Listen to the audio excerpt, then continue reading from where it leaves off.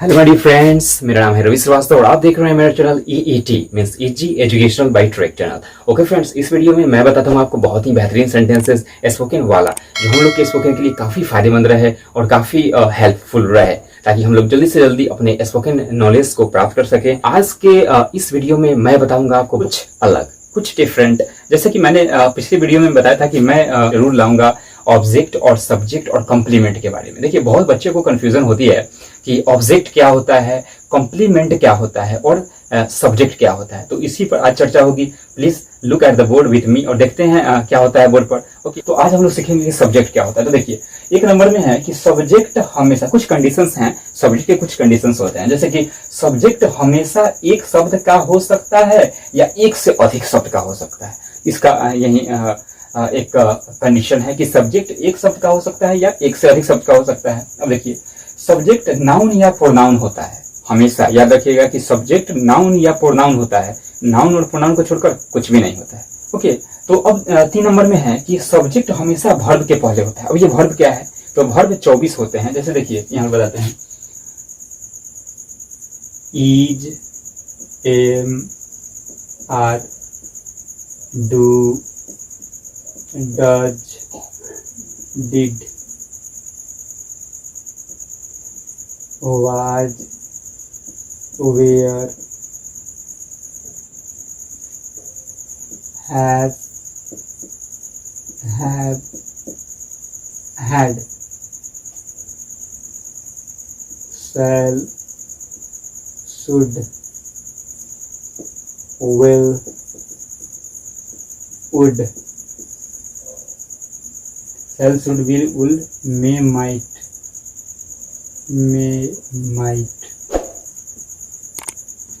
might, shall, should, will, would, may, might,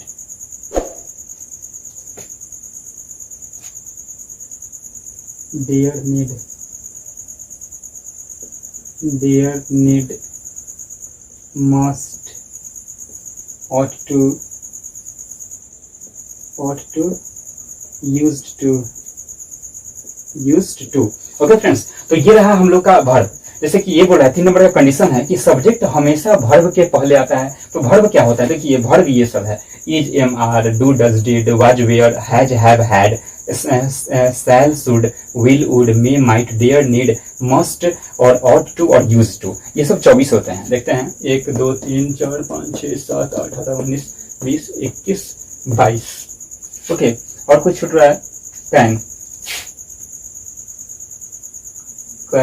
could, COULD।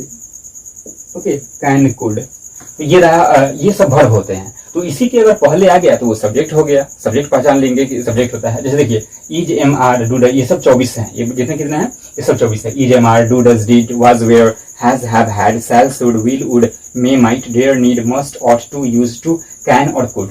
Okay, तो ये 24 हैं जो वर्ब होते हैं। हम लोग जानेंगे सब्जेक्ट के बारे में। सब्जेक्ट क्या होता है, सब्जेक्ट कैसे पता चलेगा? तो देखिए, सब्जेक्ट हमेशा एक शब्द का हो सकता है या एक से अधिक शब्द का भी हो सकता है। जैसे जैसे देखते हैं, जैसे मान के चलिए मैं बोलूंगा कि आई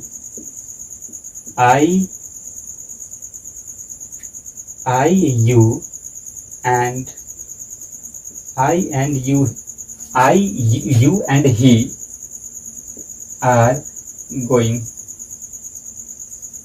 okay, I, you and he are going.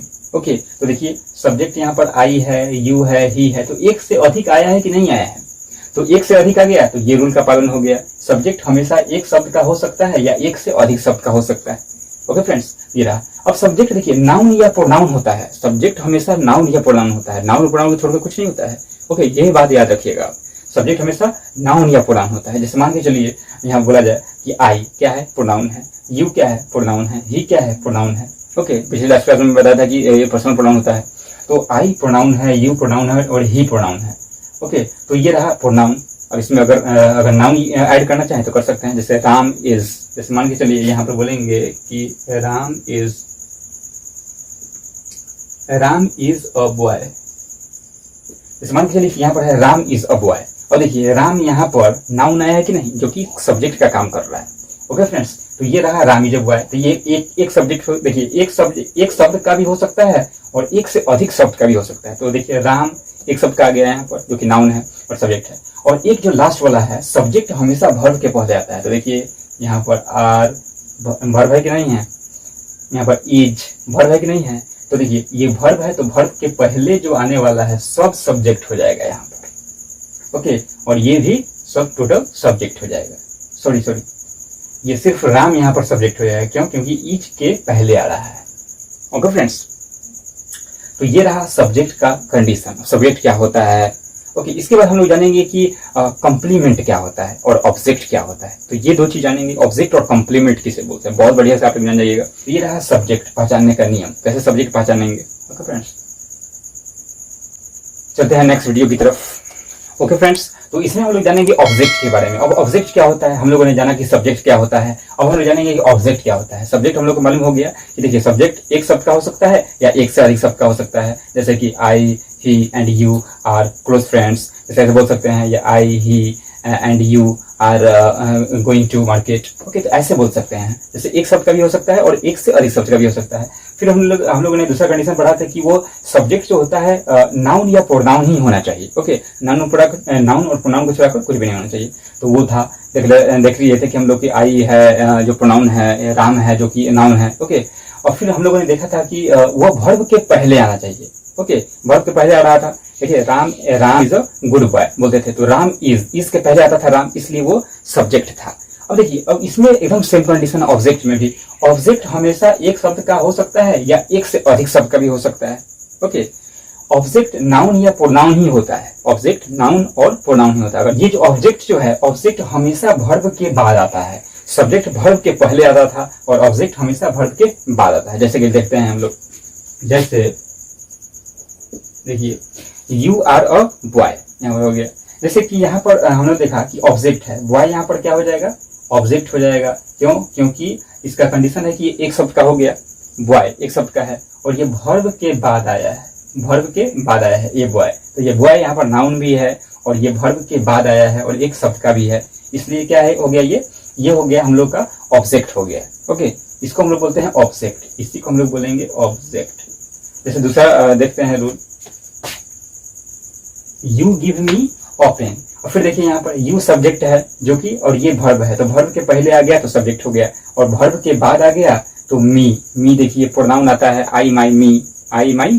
तो आई का रूप है, आई प्रोनाउन का रूप है मी, इसलिए ये भी एक ऑब्जेक्ट का रूप ले लिया। क्यों? क्योंकि ये मी है, यानी आई का मी बन गया है, तो इसलिए ये भी ऑब्जेक्ट हो गया। और ए पेन भी एक नाउन है, इसलिए ये भी ऑब्जेक्ट बन गया। ओके, तो you give me a pen, तुम मुझे एक कलम देते हो। ओके, तो अ पेन भी यहाँ पर ऑब्जेक्ट बन गया और मी, तो एक से अधिक भी ऑब्जेक्ट आ गया है। यहाँ पर देखिए मी एक ऑब्जेक्ट और ए पेन एक और ऑब्जेक्ट आ गया, पेन, तो दो ऑब्जेक्ट आ गए, क्या आ गए, तो एक से अधिक शब्द का भी ऑब्जेक्ट होता है। ओके, और दूसरा रूल का पालन हुआ कि नाउन और प्रोनाउन भी होना चाहिए। तो देखिए प्रोनाउन भी है और नाउन भी है। और यहाँ पर वर्ब, ये गिव क्या है, वर्ब जो कि मेन वर्ब होता है। ये वर्ब तो है ही, ये जो वर्ब है is, am, are, do, does, did, was, were, has, have, had, small, should, will, would, may, might, ये हेल्प करता है हम लोग, इसलिए हेल्पिंग वर्ब इसको बोलते हैं। हेल्पिंग वर्ब मेरे वीडियो में बहुत सारे मैंने बताया था कि हेल्पिंग वर्ब होता है, ओके, तो ये हेल्पिंग वर्ब है जो कि हेल्प करने वाला सहायक क्रिया के नाम से जानते हैं। लेकिन ये जो है मेन वर्ब होता है गिव क्या होता है, एक प्रकार का, जैसे मान लीजिए एक्शन वर्ड होता है, एक्शन वर्ड, जैसे वो you give me a pen, तो वर्ब ही हो, एक्शन वर्ब हो चाहे कोई भी हेल्पिंग वर्ब हो, तो वर्ब है कि नहीं है। तो जब ये वर्ब हो गया तो वर्ब के बाद आने वाला सभी ऑब्जेक्ट होंगे। ओके, और वर्ब के पहले आने वाला सब्जेक्ट। ओके फ्रेंड्स, तो ये रहा object, please note down in notebook. तो हम लोग जान गए सब्जेक्ट और ऑब्जेक्ट में डिफरेंस। ओके, अब हम लोग जानेंगे कि कंप्लीमेंट, एक शब्द में जानेंगे कंप्लीमेंट क्या होता है। ओके फ्रेंड्स, तो कंप्लीमेंट कुछ नहीं होता है। देखिए कंप्लीमेंट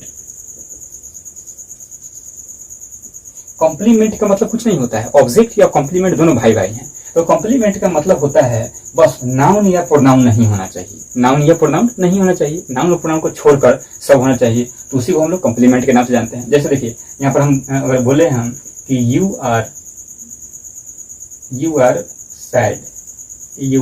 सैड, तुम उदास हो, यू आर सैड। तो देखिए यू सब्जेक्ट हो गया, क्यों? क्योंकि आर के पहले आया है, जो कि हेल्पिंग वर्ब के पहले आ गया, वर्ब के पहले आ गया तो सब्जेक्ट होगा। और आर के बाद ये सैड है, आर के बाद क्या है, सैड। तो हेल्पिंग वर्ब तो है, तो वर्ब के बाद आने वाला ये ऑब्जेक्ट नहीं होगा, ये क्या हो जाएगा, कॉम्प्लीमेंट हो जाएगा वहां पर। क्यों? क्योंकि ये एक एडजेक्टिव है।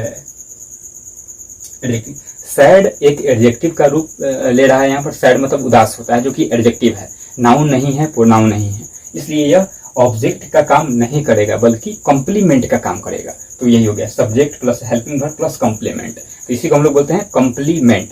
कॉम्प्लीमेंट का मतलब होता है पूरक, पूरक करने वाला। तो अगर मान के लिए सैड नहीं रहता तो क्या पूरा होता? इसलिए ये सैड आ गया पूरक करने के लिए सेंटेंस को। ओके फ्रेंड्स, तो ये रहा सैड कॉम्प्लीमेंट। ओके, जैसे मान के चलिए हम बोल सकते हैं Ram is handsome. Ram is handsome, तो हैंडसम क्या हो गया? कॉम्प्लीमेंट हो गया, न कि ऑब्जेक्ट हो गया। मैं बोलूंगा कि ही is an honest man. He is an honest man, वह एक ईमानदार आदमी है। तो देखिए एन ऑनेस्ट, जो ऑनेस्ट आया वो कॉम्प्लीमेंट आया, और जो मैन आ गया वो ऑब्जेक्ट हो गया। Okay, he is an honest man. Okay friends, तो ये आप इधर क्लियर हो गया डिफरेंस सब्जेक्ट, ऑब्जेक्ट और कॉम्प्लीमेंट में। ओके फ्रेंड्स, तो ये रहा difference between subject, object and complement. तो बस आज के लिए बस इतना ही। फिर मिलेंगे एक नेक्स्ट वीडियो में एक नए सेंटेंस के साथ, एक नए चैप्टर के साथ। ओके फ्रेंड्स, आज के लिए बस इतना ही। Thank you, bye bye friends.